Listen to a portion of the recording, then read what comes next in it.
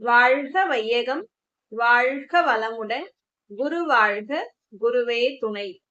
அனைவருக்கும் இனிய காலை வணக்கம். நாள் ஒரு நற்சிந்தனையில் இன்றைய தலைப்பு கவலை ஒழித்தல். ஒரு தவறான கணிப்பால் ஏற்படுகின்ற ஒரு மன நோய்தான் கவலைன்னு சொல்றோம்.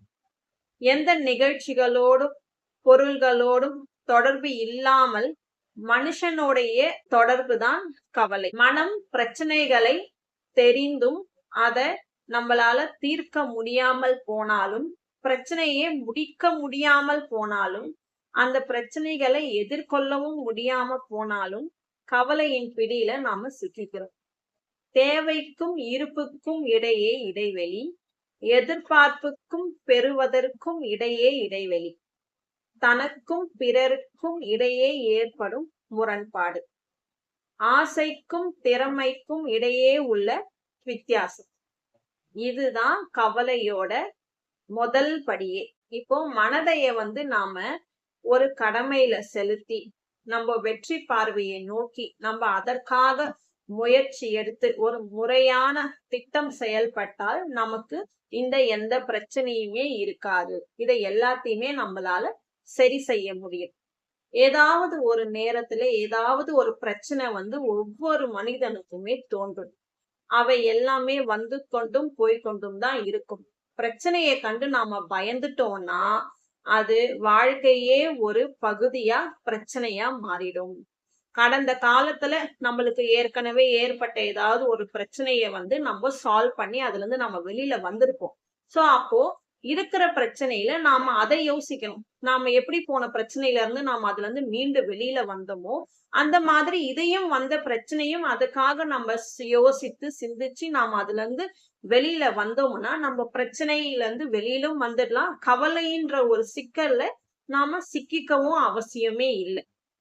இப்போ பிரச்சனையை பத்தி நாம கவலைப்படுறத விட்டுட்டு அதை எப்படி நாம தைரியமா ஃபேஸ் பண்ணணும், அதை எப்படி நாம மீண்டு அதுல இருந்து வெளியில வரணும்ன்றத நாம ஃபர்ஸ்ட் தெரிஞ்சுக்கணும். இயற்கையோடைய நாம விட்டுடணும். இப்ப இந்த பிரச்சனையை கொஞ்ச நாள் நம்ம சாதாரணமா இது சரியாயிடும் நம்ம ஆற போட்டோம்னா அந்த பிரச்சனை கொஞ்சம் சரியாயிடும். நம்ம அதையே யோசிச்சு யோசிச்சு அதுல இருந்து வெளியில வராம இருக்கும் பொழுது நம்மளுக்கு பிரச்சனையில இருந்து சொல்யூஷன் நம்மளுக்கு கிடைக்கவே கிடைக்காது. நம்ம கொஞ்சம் இயற்கை நீதிப்படி நம்ம கொஞ்சம் ஃபாலோ பண்ணிதான் ஆகணும். ஆரம்பத்துல எந்த ஒரு பிரச்சனையுமே பெரிசாதான் இருக்கும். அதற்கு தீர்வும் அதுக்குள்ளதான் இருக்குன்றது கூட நம்மளால தெரிந்துக்க முடியாத அளவுக்கு நாம அதுல போய் சிக்கிக்கிறோம். அதனால நம்ம என்ன பண்றோம்னா அதை ஃபாலோ பண்ணணும். இதுக்கு மகரிஷி எப்படி நாம அதுல இருந்து வெளியில வர்றது, நம்ம எப்படி பிரச்சனையில இருந்து நாம தவிர்க்கலாம்ன்றது நம்மளுக்கு ஒரு அட்டவணை மாதிரி நம்மளுக்கு கொடுத்திருக்காரு. என்ன அப்படின்னா, கவலை தரும் சிக்கல்களை நாம எப்படி வெளியே கொண்டு வரலாம், சரிப்படுத்தலாம் அப்படின்னு பாத்தீங்கன்னா, அனுபவித்தே தீர்க்க வேண்டிய கவலை.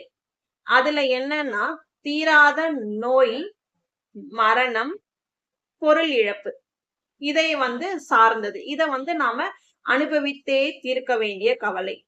இப்போ தள்ளி வைத்து பொறுமை காட்ட வேண்டிய கவலை என்னன்னா, பருவம் நம்ம திருமணம் ஆகாம போனா அத நம்ம தள்ளி போடுற கவலைன்னு சொல்லலாம்.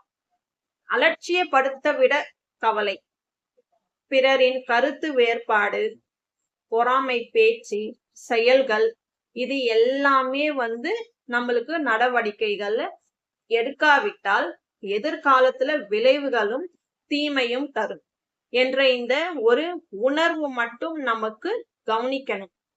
அடுத்து பாத்தீங்கன்னா, உடனே தீர்க்க வேண்டியவை கடன் தொல்லை, எதனா ஒரு நோய் இல்ல அது அறுவை சிகிச்சை, அதுக்கப்புறம் பாக பிரிவினை, இதை எல்லாமே நாம என்ன பண்றோம்னா உடனே நம்ம இதெல்லாமே தீர்த்திடலாம். அப்போ ஒரு சிக்கலை விரைவாக தீர்த்திட வேண்டும் அப்படின்னா ஒரு உணர்ச்சி வயப்பட்ட செயலற்ற ஒரு முறை நம்மளுக்கு அறிவால் நம்ம சிந்திக்க வேண்டும்.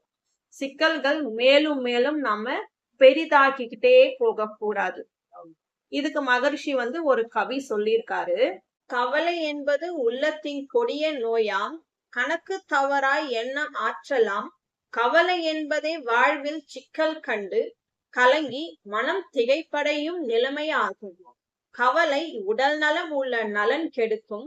கண் முதலாய் பொறியைந்தின் வளம் கெடுக்கும். கவலையினை முயற்சி சிந்தனை இவற்றால் கடமையினை தேர்ந்தாற்றி வெற்றி கொள்வோம் அப்படின்னு மகரிஷி நம்மளுக்கு ஒரு கவி கொடுத்திருக்காரு. இதுல நம்ம என்ன தெரிஞ்சுக்கிறோம்னா, வாழ்வுல சிக்கல் நம்மளுக்கு இருக்கவே கூடாது அப்படின்னா நாம வேறு ஏதோட நாம ஒரு கனெக்ட்ல இருக்கணும். என்னன்னா நம்மளுடைய ஃபியூச்சரை பத்தி யோசிக்கலாம். அப்போ நம்ம இப்ப வாழற வாழ்க்கையை பத்தி யோசிக்கலாம். அப்ப இப்படி யோசிக்கும் பொழுது நாம ஒரு நல்ல வழியில போற மாதிரி நம்மளுக்கு ஒரு சந்தோஷமும் நிம்மதியும் கொடுக்கும், மகிழ்ச்சியும் கொடுக்கும். நாம அமைதியாகவும் நம்மளுடைய வாழ்க்கையில நாம சந்தோஷமாக வாழலாம். இந்த வாய்ப்பை எனக்கு கொடுத்த டிவிஎம் சேனலுக்கு நன்றி. வாழ்க வளமுடன்.